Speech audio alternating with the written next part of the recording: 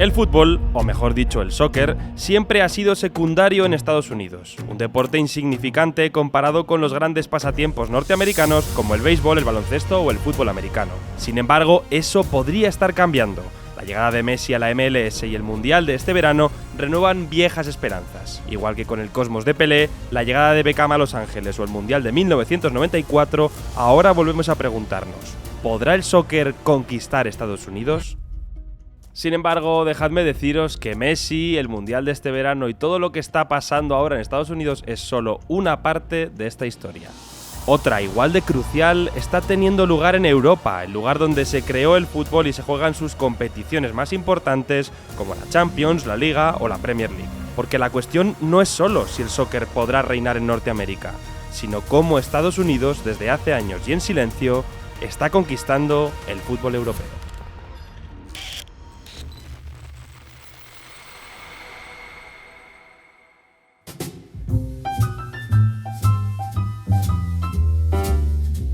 Empecemos por el principio. Aunque ahora os pueda parecer imposible, el fútbol tuvo su oportunidad de convertirse en el deporte rey de Estados Unidos. Tras su creación en Inglaterra a mediados del siglo XIX, los migrantes europeos ayudaron a que este nuevo deporte cruzase el océano.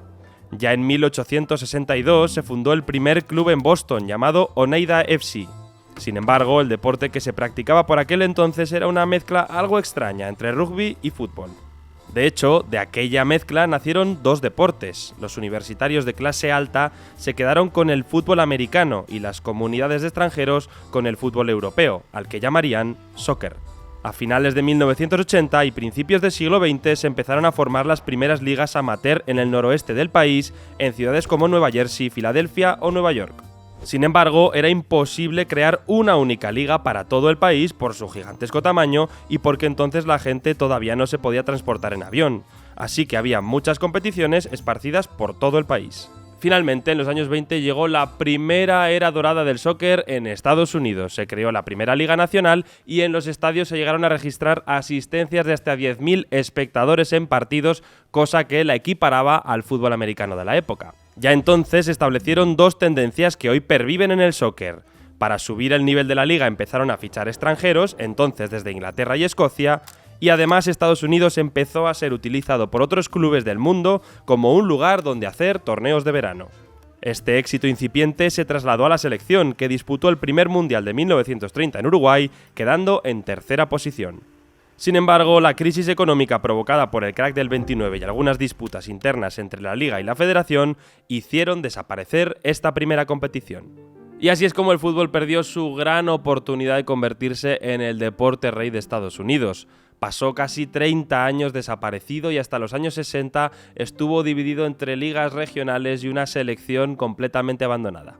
Mientras, tras el final de la Segunda Guerra Mundial, otros deportes como el béisbol, el fútbol americano o el baloncesto aprovecharon las mejoras en los transportes y la televisión para consolidarse como los reyes de Estados Unidos. Fue entonces, en el momento en el que todo parecía perdido, cuando el soccer tiró la casa por la ventana y lanzó un último intento desesperado de triunfar en Norteamérica.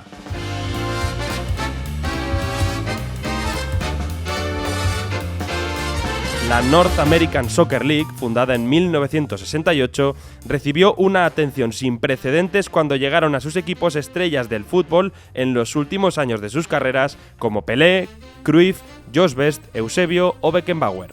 De repente, el fútbol volvió a llenar los estadios gracias a su versión americanizada, excesiva y excéntrica. Se cantaba el himno nacional antes de los partidos, había animadoras, fuegos artificiales y perritos calientes. Los norteamericanos ni siquiera seguían las normas, se inventaron las suyas propias. En vez de una simple liga, el torneo se disputaba en una final llamada Soccer Bowl. Marcar más goles te daban más puntos extra y los empates estaban prohibidos, siempre se resolvían con una tanda de penaltis de 1 contra 1 frente al portero. Así, en 1977, un partido de playoff del Cosmos de Pelé tuvo casi 80.000 espectadores en el estadio de los New York Giants. La esperanza de que el fútbol pudiese convertirse en un gran deporte estadounidense volvió a crecer. Sin embargo, la fiebre por el soccer solo duró lo que duró el dinero. La mayoría de los equipos, por los excesos que cometieron para conseguir a grandes estrellas, acabaron en la bancarrota, y también lo hizo la propia liga, que desapareció en 1984. El fútbol volvió a apagarse, pero esta vez sin dejar ninguna semilla para el futuro. No había liga profesional, tampoco un sistema de canteras para formar nuevos talentos, y el equipo nacional seguía siendo un desastre. Los triunfos de la selección femenina eran el único consuelo para un deporte completamente a la deriva. De hecho, el soccer en los 80 y los 90 pasó a jugarse indoor, sí, algo parecido a las pachangas que tú juegas con tus colegas. Pero en 1994 todo cambió. FIFA, para sorpresa de todos, eligió como sede del Mundial a Estados Unidos, y lo cierto es que el Mundial fue un éxito incontestable. El torneo batió récords de recaudación y asistencia, acercándose a los 70.000 espectadores por partido y demostrando que la pasión por el fútbol en Estados Unidos existía si había un torneo a la altura.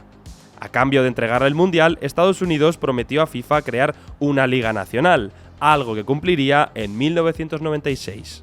De las cenizas de la excéntrica y fallida NASL nació la Major League Soccer, que hoy conocemos como MLS. Los norteamericanos parecieron aprender de sus errores y en vez de crear otra liga de estrellas decidieron crear una pirámide futbolística desde la base que daría sus frutos décadas después. Desde su inicio, la MLS contó con una segunda y tercera división, algo clave para desarrollar talento joven. También con contratos de televisión firmados con ABC, ESPN y Univision, así como una inversión de los dueños de las franquicias de $75 millones. Para evitar caer en la bancarrota de nuevo, los traspasos, fichajes y salarios fueron limitados y gestionados por la propia liga. Casi un siglo después de sus orígenes en Estados Unidos, el fútbol por fin parecía tener una base sólida sobre la que crecer. Sin embargo, cuando todo parecía discurrir por el sendero correcto, la impaciencia se volvió a adueñar de los propietarios del fútbol estadounidense. La MLS, presionada por estos propietarios de las franquicias, aprobó en 2006 la Ley del Jugador Franquicia, una norma que permitía fichar estrellas del fútbol internacional y pagarles millonadas sin que contase para el límite salarial del equipo. Gracias a ello, una nueva estrella aterrizó en Estados Unidos. David Beckham abandonó el Real Madrid por Los Ángeles Galaxy en un movimiento que sorprendió al mundo. El soccer norteamericano había sido capaz de empezar a generar sus propias estrellas como Tim Howard, Landon Donovan o Clint Dempsey. Pero todos fueron opacados por iconos extranjeros que siguieron los pasos de Beckham como Henry, Raúl, Lampard, Gerrard, Ibrahimovic, Villa, Pirlo, Kaká o Drogba. De un golpe, la MLS había abandonado su estrategia sostenible por volver a convertirse en una liga que ofrecía jubilaciones millonarias a los futbolistas en sus últimos años de carrera. Además, en diciembre de 2010, Estados Unidos asumió una derrota fatal. En el Congreso de la FIFA en Suiza se produjo una votación que decidía el anfitrión del Mundial de 2022. Para sorpresa de todos, la poderosa potencia americana perdió frente al diminuto estado de Qatar. El expresidente Bill Clinton estuvo presente en la votación y había sido una de las caras más visibles de la candidatura junto a otras personalidades como Morgan Freeman o Barack Obama. En su regreso al hotel, rompió de un golpe el cristal del espejo de su habitación. Y con aquel cristal, Estados Unidos parecía firmar el final de su relación con el fútbol y de alguna manera un símbolo, el símbolo de una unión que parecía estar destinada a estar rota para siempre. Si te está gustando este vídeo y quieres ayudarme a hacer más investigaciones como esta, puedes hacerlo con una suscripción en Patreon. Abajo en la descripción tienes un enlace con toda la información.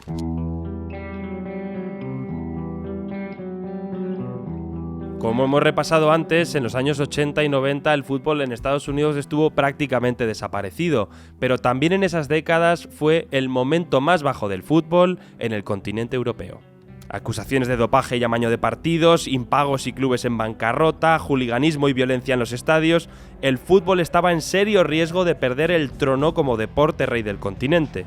Tras los desastres de Bradford, Hillsborough y Heysel, incidentes en los que murieron decenas de aficionados, el fútbol inglés particularmente tocó fondo.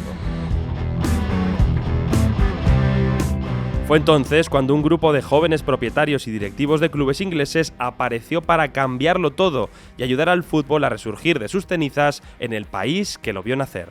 Irving Scholar del Tottenham, Martin Edwards del Manchester United y David Dein del Arsenal planearon en secreto el nacimiento de la Premier League, una primera división al margen del resto de la pirámide inglesa que aspiraba a convertirse en la mejor liga del mundo.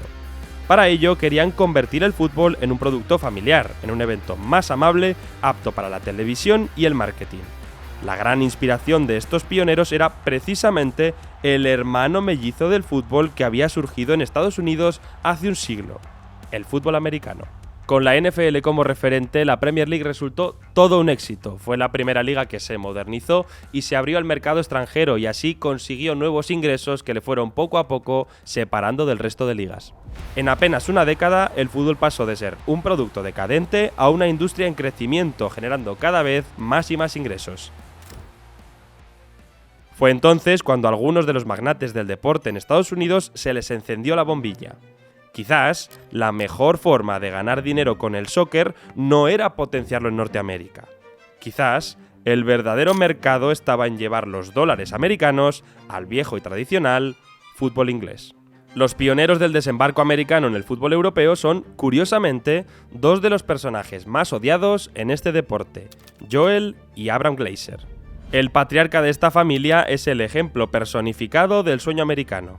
Procedente de migrantes lituanos, pasó de vender relojes puerta a puerta como niño a amasar una fortuna en el mercado inmobiliario. Diversificó sus ganancias en todo tipo de negocios como procesadoras de pescado, restaurantes de comida rápida, asilos para jubilados o televisiones locales. Sin embargo, la inversión que le hizo más conocido sucedió en 1995, cuando compró la franquicia de la NFL Tampa Bay Buccaneers por $192 millones. La adquisición era la más cara de la historia del fútbol americano, pero no parecía especialmente prometedora, ya que los Buccaneers habían sido históricamente un equipo perdedor. Sin embargo, los Glazers sorprendieron a Estados Unidos, ganando en 2003 la primera Super Bowl de la historia de los Buccaneers. Tras su éxito en la NFL, querían ampliar su cartera de franquicias deportivas, pero no fueron capaces de comprar Los Ángeles Dodgers de béisbol. Fue entonces cuando Joel y Abraham, como fans del soccer, inventaron un nuevo plan. En vez de intentar comprar otra franquicia americana, convencieron a su padre de que el fútbol europeo era una ganga y que invertir en él sería mucho más barato y lucrativo a largo plazo.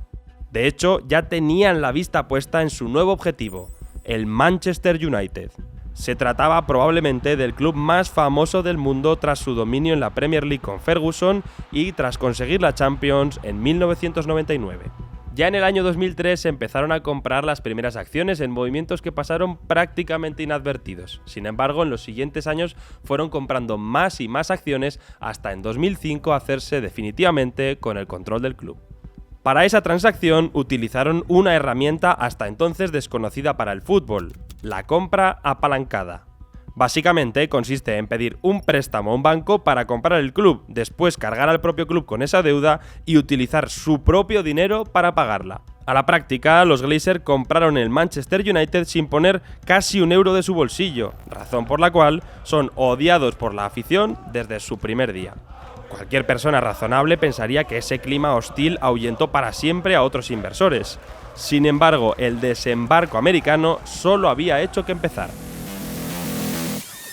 Ese mismo 2005, Randy Lerner, propietario de los Cleveland Browns de la NFL, se lanzó a comprar el Aston Villa. En 2007, Stan Kroenke, propietario de Los Ángeles Rams en la NFL y los Denver Nuggets de la NBA, empezó a comprar acciones del Arsenal. Y ese mismo 2007, George Gillett y Tom Hicks, propietarios de equipos de béisbol y hockey hielo, compraron el Liverpool. Y ya estás viendo que el patrón es absolutamente evidente. Dueños de franquicias estadounidenses que llegaban para comprar clubes históricos del fútbol inglés. La pregunta es, ¿por qué demonios esos propietarios estadounidenses no compraban clubes de la MLS? Y la respuesta es muy sencilla, y es que Joel y Abraham Glazer tenían razón, el fútbol europeo era una absoluta ganga. Por una cuarta parte del precio de una franquicia de baloncesto o fútbol americano, podían hacerse con clubes de fútbol con una historia centenaria y aficionados en todo el mundo. Todavía hoy, los clubes de fútbol más caros cuestan menos de la mitad que una franquicia promedio de la NFL. Además, vieron que el fútbol tenía un éxito incuestionable en audiencia, pero que todavía tenía mucho que aprender de la industria del entretenimiento americana. Los estadios se podían hacer más rentables aumentando su tamaño, celebrando conciertos y eventos los fines de semana y subiendo el precio de las entradas o creando palcos VIP. El dinero por publicidad se podía multiplicar vendiendo hasta el último espacio imaginable. El frontal de las camisetas, las mangas, la ropa de entrenamiento, el nombre del estadio, los noodles oficiales del club o incluso, ¿por qué no?, un partner de tractores. Y lo mismo se aplica a la televisión, que podía seguir creciendo gracias a expandir el fútbol a los países más remotos de América, Asia u Oriente Medio.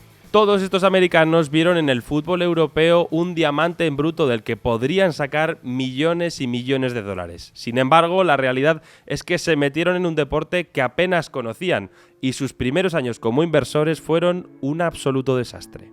El Manchester United siguió rindiendo en lo deportivo gracias a Alex Ferguson. En cuanto se marchó, el equipo se desmoronó, dejó de ganar títulos y hoy todavía arrastra una deuda gigantesca por culpa de la compra de unos Glazer a los que odia toda la afición.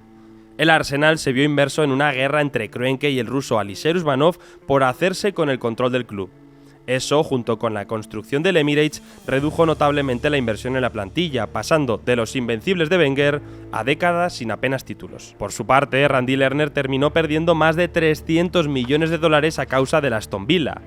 10 años después vendió el club tras descender a Segunda División en 2016 y ser también repudiado por toda la afición de Birmingham.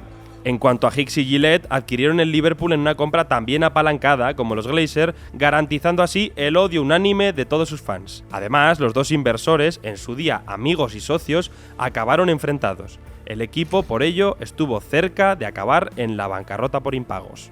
De nuevo, cualquier persona sensata hubiera dicho que estas malas experiencias y el odio generalizado de los fans ingleses hubiera ahuyentado a cualquier posible inversor. Sin embargo, los tiburones de los negocios norteamericanos ya habían olido la sangre y los clubes ingleses se habían convertido en su presa favorita. Actualmente, más de la mitad de los equipos de la Premier están bajo propiedad parcial o total de estadounidenses.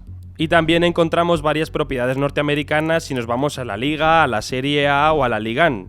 Además, varios de estos clubes son en realidad del mismo dueño, ya que forman parte de una multipropiedad.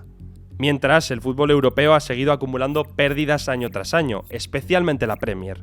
Es lógico que a los oligarcas rusos o los jeques de Oriente Medio no les importe perder algo de dinero porque buscan otras cosas en el fútbol: poder, influencia, contactos. Pero en el caso de los dueños norteamericanos es evidente que esperan sacar dinero de sus clubes de fútbol. ¿Y cómo demonios van a hacerlo en un deporte acostumbrado a vivir rodeado de pérdidas económicas? Pues de nuevo la respuesta está en Joel y Abraham Glazer y la visión que tuvieron allá por el año 2003, y es que ellos han demostrado en el Manchester United las mil maneras que existen de ganar dinero con los clubes de fútbol. La primera forma es la más sencilla y obvia: comprar barato y vender caro. Los Glazer compraron el Manchester United por cerca de 800 millones de libras en 2005, aunque ya os he explicado que la mayoría de ese dinero ni siquiera era suyo. En 2024 vendieron solo alrededor del 30% a Ineos y Jim Ratcliffe por 1.300 millones de libras. Esta venta valora al United en cerca de 4.300 millones de libras. Por lo tanto, en 20 años los Glazer han visto crecer su inversión en más de un 400%, una rentabilidad más propia del tráfico de drogas que de cualquier negocio legal. Además, durante sus más de 20 años de estancia, han encontrado una segunda forma de ganar dinero: dividendos. Para los que no los conozcáis, básicamente es una forma que tienen las empresas de recompensar a sus directivos y propietarios a final de año dándoles una parte de los beneficios generados. En 2012, los Glazer sacaron a la bolsa de Nueva York al Manchester United como empresa y desde entonces, como máximos accionistas, han cobrado anualmente sus dividendos, incluso en años en los que el club perdía dinero, hasta ganar más de 150 millones de libras en total.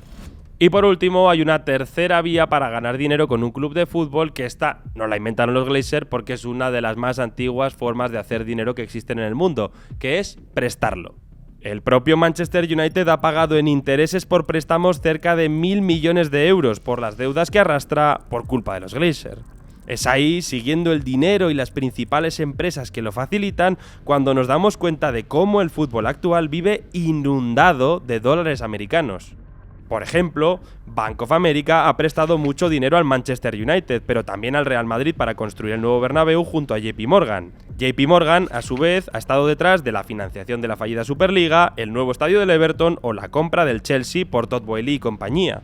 La reforma del Camp Nou, el Villamarín o el Nou Mestalla, todos financiados por el gigante Goldman Sachs, al igual que el polémico acuerdo de CVC y la Liga. Y en una modalidad algo diferente está Sixth Street, que ha aportado financiación importante para el Barça y el Real Madrid a cambio de parte de sus ingresos futuros por televisión o el estadio. Y aquí llegamos a un punto importante del vídeo, y es que estas grandes compañías, inyectando dinero en el fútbol, no solo consiguen beneficios económicos, también consiguen algo incluso más importante, que es poder e influencia. La Superliga es un gran ejemplo de ello. Detrás están clubes con inversión norteamericana, un banco norteamericano, modelos y formatos que se parecen muchos a los de la NBA o la NFL, pero hay otro ejemplo que nos pilla de cerca y que empieza en el Bernabéu y tiene como conexión el Real Madrid. Allí, en el Bernabéu, jugaron hace poco un encuentro de la NFL en su tour europeo los Miami Dolphins. El dueño de los Dolphins, Stephen Ross, es también propietario de la promotora de eventos Relevant, que tiene acuerdos con la Liga, la Bundesliga y UEFA para vender sus derechos de televisión internacionales. También son los impulsores de una idea muy polémica, llevar un partido de la Liga a Estados Unidos, como intentaron con el Villarreal-Barça en Miami. Este proyecto fue llevado a los tribunales después del primer intento en 2018 de llevar un Barça-Girona también a Miami. ¿Y sabéis quién se opuso? La Federación de Fútbol de Estados Unidos, los mismos tipos de los que hemos hablado al inicio del vídeo y que llevan décadas intentando promover este deporte en Norteamérica, y ahora lo están volviendo a intentar con Messi y la MLS, como lo hicieron en su momento con Beckham y Pelé. Si lo pensáis, es una imagen surrealista, unos norteamericanos peleando en tribunales norteamericanos contra otros norteamericanos para decidir si se puede llevar un partido de fútbol español a Estados Unidos. Y cuando los tribunales dieron la razón a Relevant, FIFA y UEFA, que supuestamente son los que gobiernan el fútbol europeo y mundial, dijeron que no podían hacer nada al respecto. De hecho, hay rumores que apuntan a que todo el partido se detuvo porque Florentino Pérez, presidente del Real Madrid, denunció la iniciativa ante el gobierno y llamó personalmente a Stephen Ross para pararlo, aprovechando la relación que tienen, entre otras cosas, por esos partidos de NFL que se juegan en el Bernabéu. Y este es solo un ejemplo de cómo funciona la influencia y el poder en el fútbol. A través de inyectar dinero en el fútbol europeo, los norteamericanos están consiguiendo de manera definitiva estar en los lugares y en las reuniones donde se decide el futuro de este deporte.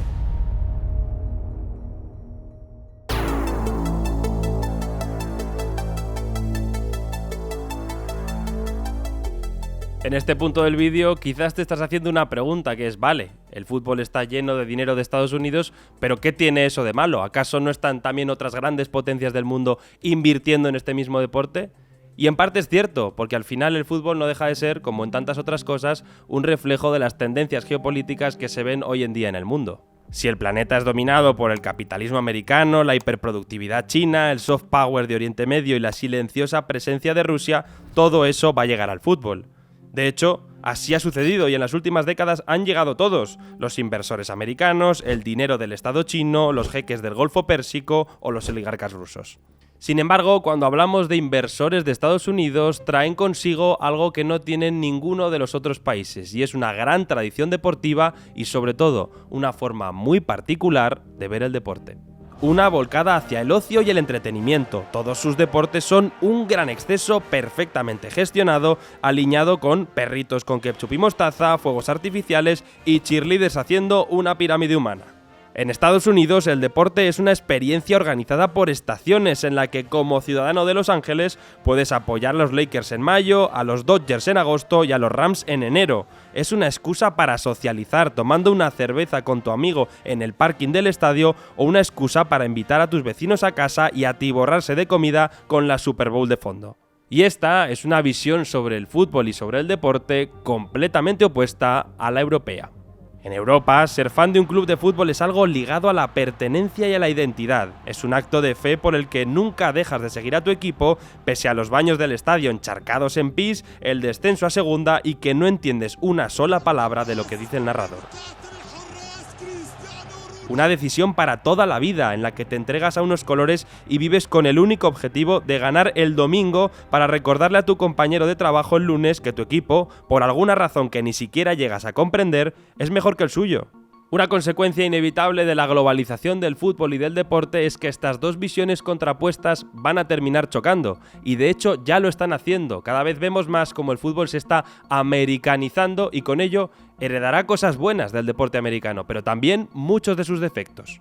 El principal impacto positivo es que el fútbol sí ha mejorado mucho como negocio. Antaño era un sector dirigido por empresarios locales y sus familiares y allegados. Una máquina de perder dinero a base de fichajes populistas que provocaba impagos, clubes en bancarrota y, en el peor de los casos, la desaparición de algunos equipos.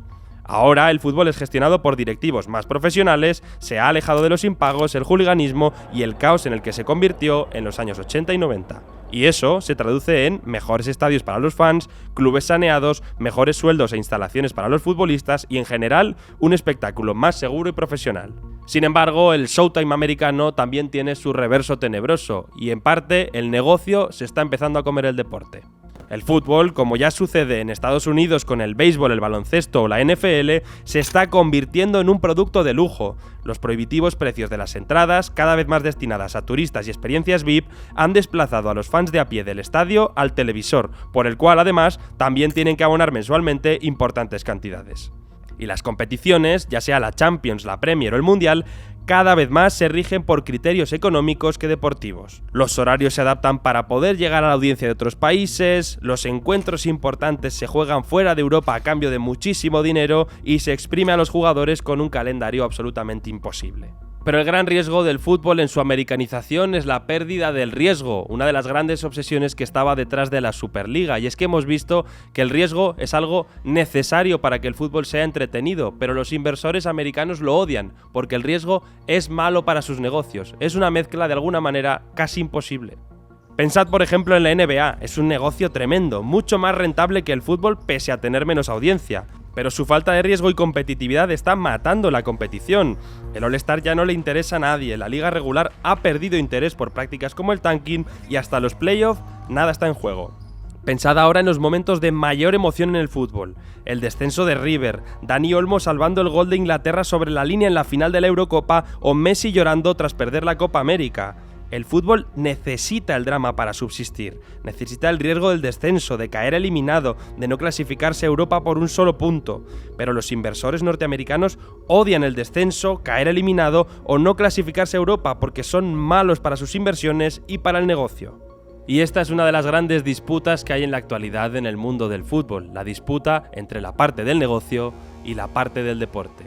Y curiosamente, Estados Unidos, un país que nunca ha tenido una gran tradición futbolística, puede ser clave para decantar la balanza en esta batalla que seguro decidirá el futuro del fútbol.